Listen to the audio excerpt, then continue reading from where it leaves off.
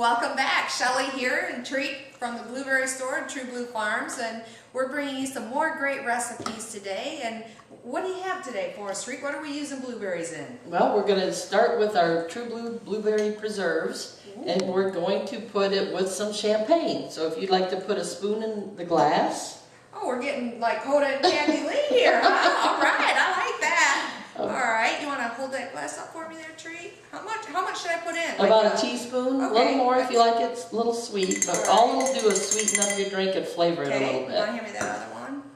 Yeah. And I'm going to put one with champagne. That's for me. And one with mineral water, and that's for me. And we just fill up the glass, and then give it a little stir. And there you go. Wow, that looks forgot good. the lemon. All right. It's always good to have a little color on your glass. All right, get yours poured. Okay, there we go. Stir yours up.